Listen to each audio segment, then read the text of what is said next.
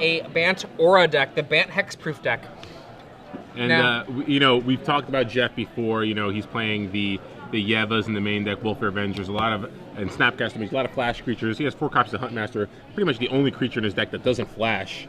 And you know, a typical Rug control deck where you have a lot of permission and you have Syncopate, Dissipate. Is it Charm to sort of deal with sorcery spells, and then removal with Searing Spear, Mizium Mortars, and Turn and Burn. yeah, there are actually very few sorcery speed spells in Jeff Hoogland's deck, and he is more than any other deck able to use the Huntmaster / Ravager of the Fells. Yeah, pretty awkward start by Douglas here. He has a double Sempo Grove and Avacyn Pilgrim. Not the ideal start for a Bant Hexproof deck. And Interesting to see here whether or not Jeff wants to actually cast the Mizium Mortars on the Avacyn Pilgrim. yeah, he goes for it. Yeah, and I kind of like this play because if you know your matchup, you know that you're not really going to be getting a lot of value out of your Mizium Mortars probably. And it could just make it so that your opponent can't do anything useful. Yeah. And here we have a follow-up with Pilgrim, but no land from Douglas Ferrell. So interesting keep here by Douglas. And we're going to see a Huntmaster of the Fells. Boom. And Douglas actually has a pretty interesting, some pretty interesting options next turn. I'm wondering whether or not he's going to try to go all in on one of his Avacyn Pilgrims here, because I believe he has a lot of pants, so to speak, a lot of enchantments. He has an Unflinching Courage, Spectral Flight, and the Rancor. I think he might actually have 2 Spectral Flights. So he finally drew a Holophant to actually cast one of them. I wonder whether or not he's going to try to just go all in on one of his Avacyn Pilgrims, or looks like he's going to play the Voice of Resurgence instead. So, yep, looks like a Voice is going to come out. And is he going to just pass the turn back, or...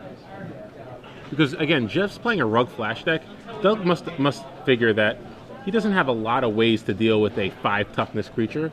So maybe if I can get a Spectral Flight and an Unflinching Courage onto my Voice of Resurgence, that might be enough to sort of, like, finish the game. Rancor on Avacyn's Pilgrim, and it trades with a Wolf. Now, Douglas dropping that Voice of Resurgence into play. Jeff Hoogland's deck, you can see its name, Rug Flash. Voice of Resurgence is exactly the kind of card that Jeff does not want to see in play. Yeah, he does have multiple Huntmasters in his hand. He also has Turn and Burn in his deck, so that's a way that he can actually deal with the Voice of Resurgence. And here he just passes, and like you said, he has a lot of ability to kind of control the flips of his Huntmaster. So Huntmaster dealing with the Voice of Resurgence is pretty effective right there. Yeah. Now, Jeff's list, if you are unfortunate enough to have the Ravager come out, he has a grand total of 11 flash creatures, and then a grand total of 16 instants. Yeah, and it's strange that that Doug would just basically throw away an Avacyn Pilgrim last turn, because, you know, not really sure you want to do that when you have a Voice of Resurgence. The token is really one of the main ways that you have to win this game right now, because you don't really have a lot of action. You have a lot of enchantments, but you're kind of all in on them right now. You don't have your Geist, you don't have your Invisible Stalker, so you kind of need that creature to be pretty large. Unflinching Courage gets syncopated for 2, and Ravager of the Fells sits out. I wouldn't be surprised, actually, if it actually came in. Here it comes. 4/4 Trampler. Here you go. And Douglas still has a Spectral Flight and a Rancor in his hand. So, looks like... Are we going to see another Huntmaster of the Fells here? We see Huntmaster. Yep. And will he follow it up with another spell in the main phase? Nope. Passes it on in. Just another land here. So he's going to be able to, he might want to just go all in here on the Elemental token and try to win with that. It's going to be a tough race for him, though, because by casting those spells, he's going to reflip the Huntmaster, and Jeff is going to gain another 2 life. And that first Spectral Flight does work. +2/+2 on a XX Keldon Warlord proxy. That's a 4/4. Other flight, he splits up the the enchantments. So he's got a 3/3 flyer and a currently 4/4 flyer. So now, yeah, you can't just pass. I think you have to cast Rancor. Oh, He chooses wow. not to cast Rancor? So yeah, wow, interesting. He chooses not to cast Rancor for some reason. Not sure why, because the card is going to flip. Maybe he's afraid of...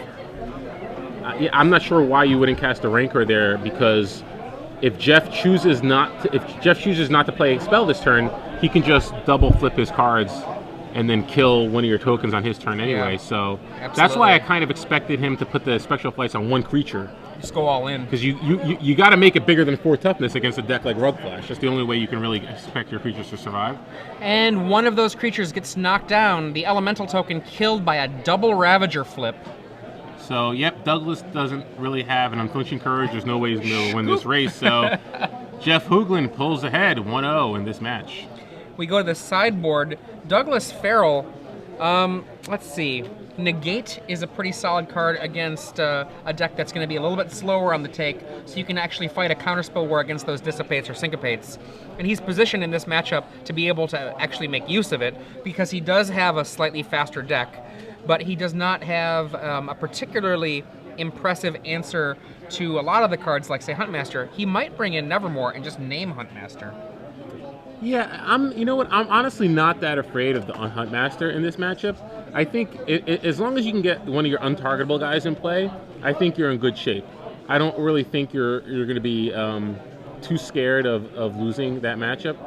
I think maybe you might want the Gift of Urzoza, because it's another way to pump up your guys. Again, Jeff, short of turn burn, Jeff really doesn't have a lot of ways to deal with 5 toughness creatures. So if you can go sort of Ethereal Armor, Gift of Orzova, of the Orzova on one of your creatures, even if it's not untargetable, it still might be big enough, particularly locks it on Smiter. And having that lifelink ability is another way you can erase anything out of Jeff's deck. So I could see that coming in, perhaps. I don't know. Again, there's not that many cards that Douglas really wants to take out. I mean, his deck is sort of built game one to contend with a kind of a Rug Flash deck. Maybe the Simic Charm. Maybe Gift might just be better than Simic Charm. Right. I mean, I do think Negate is probably better than Simic Charm in this. Well, maybe not, because Simic Charm can be +3/+3, and that's effectively a counterspell against a Searing Spear or a Mizium Mortars, and it has the ability just to actually hit the face at a certain point. Yeah, because there's not that many creatures you want to bounce. Although if you do have a Geist of St. Track, it is a way to power through a Wolf Avenger, so it doesn't die. But again, I think I'd rather have a Gift there. But I don't know. I think his deck is just pretty well suited against a Rug control deck game one. Simic Charm is probably the only card I can see cutting, but even Negate, a card like Negate, Instants and Sorcerers really weren't. He was dealing with the Huntmasters. That's really what kind of cost him the game, and maybe a poor decision to. His keep was kind of awkward too. I'm not sure if I would have kept that. He had a very slow hand. You know, like, given that he had 3 Avacyn's Pilgrims on the table on turn 3, at least one of those, was he on the play or the draw there? He was on the draw. He was on the draw, so he could have top decked all 3 Pilgrims, but again, it's likely that he. Why would you want to keep a hand where you're basically all in on Voice of Resurgence? Kind of an awkward. Maybe if he knew the matchup, it could affect his decision. But after board, I don't really see him doing much. Yeah. Maybe Negate, maybe Rest, maybe Gift. That's about it. Now, as far as Jeff's deck, I mean, Jeff has option. He has 2 copies of Electrickery. I could see him bringing that in because it's a way to deal with Invisible Stalker and Avacyn Pilgrim. Pillar Flame, probably not really good enough. Turn and Burn, I could definitely see that coming in as a way to deal with the Voice of Resurgence and locks it on Smiter. Not sure you need the Dissipate. I could see Magma Quake coming in, and the Clones as a way to deal with Geist of St. Trap. I think he will bring in those pillars, actually, just because of the Voice of Resurgence being so scary. I mean, that's a scary card. Oh, yeah, that's right. Yeah, Pillar Flame is a good way to deal with Voice of Resurgence. So, Electrickery, Pillar Flame, Turn and Burn. So that's 6 cards, and maybe the Magma Quake 7, and then 2 Clones. So 9 cards he wants to maybe bring in. What does he want to board out, though? I mean, one of the things, I don't mind counterspells in Douglas Ferrell's deck in this matchup, but for Jeff's deck, I feel like he is going to be on the back foot so much the Syncopates and the Dissipates are generally speaking going to be hitting enchantments. That's what, and perhaps a Geist of St. Traft as well. But it's just such a slow card. I mean, yeah, I don't think you need the Syncopates or Dissipates as much. You definitely don't need the Izzet Charms, and don't really think you need the Searing Spear in this matchup too, to be honest, because it doesn't kill what matters, you know. Yeah. So I think Searing Spear, Syncopate, shedding definitely Izzet Charm, probably Searing Spear, and then shedding some of the Syncopate Dissipate numbers. I can see those cards coming out. Yeah, I mean, I think particularly the Syncopate, if he's going to be on the draw, the Syncopate on the draw against an Avacyn's Pilgrim deck that's aggressive, seems like it probably won't work. Maybe he wants to bring in Progenitor Mimic too, just as a way to sort of lock up the game later on. If you're copying your Huntmaster, if you're able to slow down the initial onslaught, it's also a way to deal with Geist later in the game. But again, 6 mana might be too much. Invisible Stalker from Douglas Ferrell to be the first action in the game. So it looks like Jeff does have the Electrickery, so let's see if he tries to go for it now, or does he wait for Douglas to try to pants it up? Yep, looks like he's going to wait. Pants. So this could be a blowout. Pants? What's going to happen? Oh, we have a negate. There is the negate. So you did bring in the negate here, but it's, you know, is he going to know to play around the Electrickery? Probably not. Oh boy! He's definitely not before combat. Electrickery. Before is he baiting him? Wow, is Jeff actually interesting? And Jeff's like, I've got this for later. Oh, then no, you don't have to. But if you overload, you overload, you don't have to target anything. If you, so let's see. Can we bring up Electrickery on the broadcast?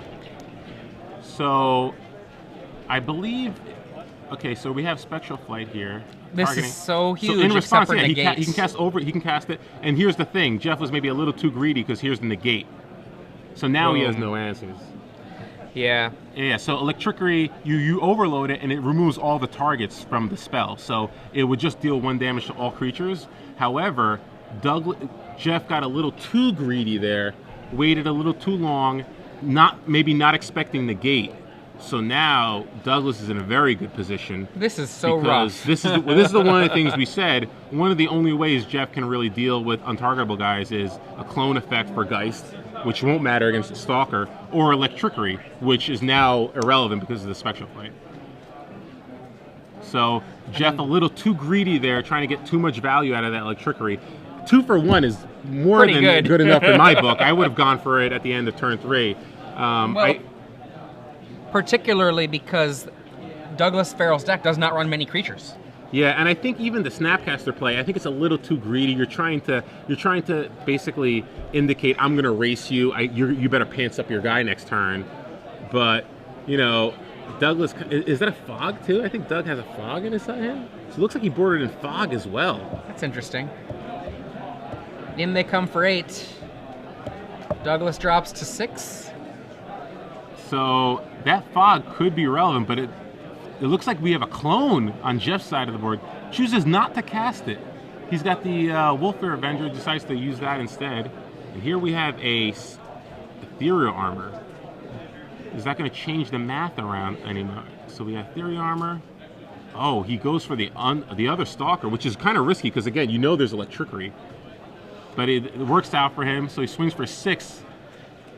Jeff is 1 swing away from death here. So Jeff is at 5. Wolfbear Avenger comes down. We know Douglas has a Fog to stay alive this turn.